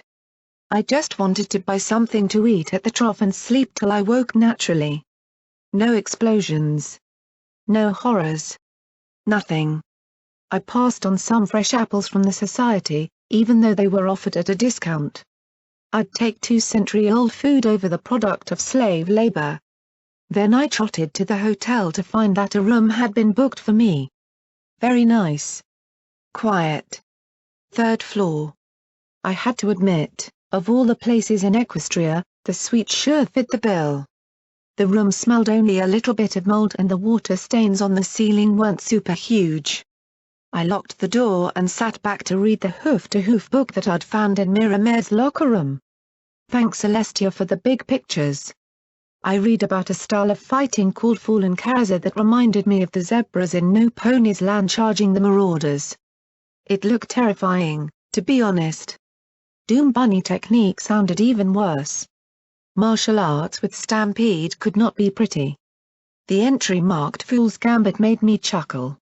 Whoever heard of a fighting style based entirely on moment-to-moment improvisation? Unfortunately, while I could really use a nap, my brain still wasn't making it any easier for me to get one. I kept playing back the fight with the Hydra. I kept looking at that cage full of ponies falling into the rainbow water. Could I have jumped in and saved them? Had that been an option I missed? Ugh, why did my stupid brain never make anything easy? Not being able to sleep bordered on boredom for me, and boredom was intolerable. I considered reading one of Glory's scientific equestrias, but half a paragraph about magical crystal reactors had me feeling stupid, not sleepy. I needed something else to do. Well, I still had those 2 memory orbs from Mare, the ones I'd found in Colonel Cupcake's office. No. No no no. The last time I was inside one of those things, I was captured by the Enclave. Before that, a magical trap in one shut my brain down, I muttered, but I dug out the orbs anyway. The door was locked. I was perfectly safe, right? It wasn't like I needed a guard while I was out. I looked skeptically at the 2 orbs and lifted one with my magic. I felt the magical connection form. Then nothing. Clearly this orb had been locked as well. Maybe it was some classified secret of Colonel Cupcake's? Maybe it was about the Marauders, or Vanity's little memory extraction of Jetstream? I wished that I could have another peek at Macintosh's Cyberpony and the stars. Okay. Warning next time please. This memory seemed to have little to do with stars, however, as I found myself surrounded by a cacophony of noise and activity. Dust and smoke filled my lungs as I walked not walked. I loomed. I rose above the milling crowd with slow, sure steps. Careful steps. A sprig of wheat dangled out my mouth. Big. Chewing on grass. Glimpses of red hide and brown mane. I had an inkling whose memory this was. All around me I saw the reconstruction of Hoofington. A massive open pit in the north end of the island connected to train tunnels. As the train cars pulled through, teams of Pegorsi would fly down and attach hooks to the I-beams or sacks of concrete or whatever else they were unloading and lift them with cranes out of the pit and onto rail cars that ran along the city streets. Teams of earth ponies stood by, hauling their loads out into the city in a constant stream of activity. Everywhere I looked, ponies worked. Everywhere I looked, Hoofington rose. Unfortunately, all the construction around the pit made it more than a little bit hazardous. Big Macintosh kept his eyes open, but the same could not be said about a light blue unicorn trotting along with her face in a map. Now if this is north and that is east, then I think I need to head this way, she muttered as she peered at the map in her face. Miss? Big Macintosh warned as she approached one of the rails. 6 tough earth ponies were hauling a stack of metal rods along the rails down the middle of the street. The locals stopped well back of the supply line, but the blue unicorn didn't seem aware of how close she was to the rails. But I already went that way. Oh, confound it. Why can't any pony label anything in this city? It's crazy. Miss. Big Macintosh raised his voice a touch higher in concern as more ponies started to shove in behind her. Ugh, why can't this place be more like Manhattan? I can at least see the Statue of Friendship in the harbor, and there was a hard shove as 3 arguing ponies rammed into the blue unicorn, knocking her onto the rails. Get out of the way. The pony leading the cart shouted in alarm. We can't stop. Big Macintosh didn't hesitate. He dove towards the fallen unicorn as the lead ponies almost stomped her. Don't worry, miss. I got. She disappeared in a flash of purple magic. You? Macintosh staggered forward onto the tracks. He looked at the oncoming train and jumped clear just in time. The pulling team shouted for him to go back to Ponyville. He sat down hard as the supply train passed, looking around. Miss? Miss? You all right? Over here, the light blue unicorn said as she adjusted her thick glasses and then blinked. Big Macintosh? Her mane was a darker navy with a streak of electric blue in her tail and mane. I couldn't make out her cutie mark. Her saddlebags covered it up too well. Up. You know me, miss? He said as he stood and walked towards her. As the supply train passed, the crowd resumed their motions around the city. Her blue eyes widened behind her glasses. Applejack. The ministry mayor mentioned you. You're her older brother. Oh. You work for AJ, huh? She smiled nervously and gave a hesitant little nod. Kind of. I'm actually with the Ministry of Arcane Sciences, though. New to the hoof? He asked, his very presence making the crowd break around him like a river. I wondered if she appreciated it. She was kinda puny. Does it show that much? He chuckled softly. What's your name, miss? He asked with an easygoing smile. More impressive, he wasn't checking her out. She had the cute librarian look down perfectly, but his eyes stayed off her butt and on her face. My name? Is a Mare pony, she stammered as she blushed and forced a grin. You cyberpony definitely liked Big Red. Monotonous. And actually I have an appointment at the Ministry of Arcane Sciences hub. Only she looked around. I'm not really sure where that is. I have a map. Oh dear. She found her map, ground and mangled to pulp between the tracks. Ministries are around the plaza pit. Gotta go towards Mount Hoof, he said, pointing up the street at the knot of granite rising from the south end of the island. I'll walk you, he offered with a casual smile. Oh no, you don't have to do that, she said with a blush. Don't have to, but I will anyway. Take him on his offer, Monotonous. You won't regret it. Of course I guessed she probably accepted, given what I'd seen before. Though maybe she did regret it. Why did I have to think that? It was like I'd come across a juicy novel but had already read the last chapter. Such a spoiler. Still, she finally accepted his offer and seemed to relax a bit. So what's your business in the hoof, if I may ask, Miss Monotonous? He asked as they walked along the busy streets. Many of the buildings were already 10 stories tall and growing. Organizing this mess. Since the ministries were established, we've been running our tails off trying to get things organized. Pinkie Pie has it easy. It really doesn't matter if ponies are arranged in a department of amusement parks or the birthday cake hall. and Fluttershy's ministry is organizing itself for her, I think. But the MAS and MWT are a lot more complicated. The Office of Interministry Affairs is trying to sort it all out, but with the reconstruction and all, things in Hoofington are a little fuzzy. I see. So you're here for Twilight Sparkle trying to get this hub situated? She glanced at him and then gave a little nod. MHMM. Something like that. The Manhattan and Cantlet and other hubs are already well organized, but since Hoofington is all about interministry cooperation, this hub needs to be established from the ground up. So here I am. Surprised Twilight Sparkle didn't come herself, Big Macintosh said as they stepped aside for a wagon loaded with crates and boxes. Oh, she wanted to, Moripony replied with a grunt. But one of the things about being a ministry mayor is that you can't take two steps without Everipony falling all over themselves trying to either suck up to you or trying to be genuinely helpful and doing everything for you. They reached the edge of an enormous pit in the earth. Here the rails didn't just enter the bottom of the pit. They were actually on bridges spanning the gulf. More infrastructure was being built even further down in the pit. Moripony's eyes popped wide. How in Equestria did something like this get dug out? Big Macintosh chuckled. Sound dogs. Sound dogs? Big Macintosh walked to the fence surrounding the pit and pointed a hoof down towards where several teams of canines were working. Their claws seemed to magically tear away the rock before them. Well, they used to call themselves Diamond Dogs. Then the war got started and their home was mined for gems for the war effort. Threw them out on their tails. So when Reconstruction started, Gold went out and offered them all a job to dig out the tunnels under the city.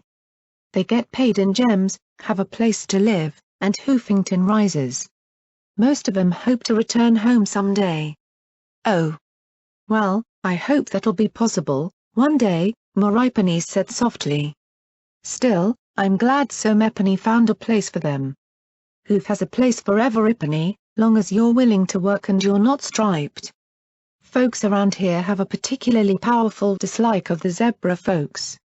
Moripony sighed. But there's not any evidence that the zebras even caused the fire. The comment drew a lot of angry glances. If it hadn't been for Big Macintosh, I suspected Somepony might have tried something. Maybe. Maybe not. Hoofington rises all the same, he replied, eyeing the crowd. Anyo, this is Ministry Plaza. You want the purple one. Moripony seemed to balk at the sight of the buildings. It's purple? Why purple? Matches Twilight Sparkle. Moripony gaped at him and he chuckled. What? All the buildings are standardized. Gotta do something to make them stand out. Blue for awesome. White for image. Pink for morale. Orange for tech. Yellow for peace. Purple for arcane sciences. I guess it does make sense, she said with a sigh, looking over at the rising skyscraper covered in purple-colored stone. Even half-finished, it was clear that it was already quite busy. Each ministry building filled up an entire face of the six-sided block around the pit, and they were built with bridges connecting each ministry to the ministry next to it. That's still a lot of purple. Well, Miss Moripony. There's your stop. I guess I'd best leave you to it. Ah yes. Thank you, Big Macintosh, she stammered. He looked back at her with a easy, confident smile. No worries, miss. If you're ever in Hoofington, let me know. I'm stationed over at Mare. We can meet in a little town I know named Withers if you'd rather get away from all the noise. Got some kin that live up that way too. I'd like that. Very much, she said with a happy bob of her head. She was reluctant to turn away, but did so with notable awkwardness as she trotted towards the ministry building. Big Macintosh chuckled as he turned as well. Moripony, huh? You. Coming out of the memory, I felt that familiar sense of disorientation. Though really not as bad as leaving Stonewing's memory. So that was Macintosh's first memory of Moripony. I wonder why he'd saved it. Maybe he'd planned to give it to her as a present, entrusting it to Colonel Cupcake. No. I sat up in the bed, looking at the little glowing orb with a small frown. No, not for when he got back. He saved it in case he didn't come home from Shattered Hoof Ridge. Maybe Maripany hadn't wanted it. Maybe Colonel Cupcake hadn't been able to find the blue unicorn. Maybe I was wearing an explosive slave collar. I rolled to my hooves, seeing the grey band tight against my throat in the cracked mirror. U-21 sat next to the door, a floated detonator beside him. I want none of that now. Told you. Takes her forever to snap out of those things, a buck at the table said as he flipped through Gloria's copy of Scientific Equestria. P-21 set the magazine aside, his blue eyes hard and dark as the deepest holes of Staple 99 as he smiled at me. Evening, Blackjack. Miss me? Footnote, level up. New perk added, hit the deck, you've been hit by one too many explosions. Perhaps it's time to consider a new career? Plus 25 damage threshold against explosives. Always thanks for KK80 for creating Foe, and huge thanks to Heinz and Bronode for helping me edit this monster.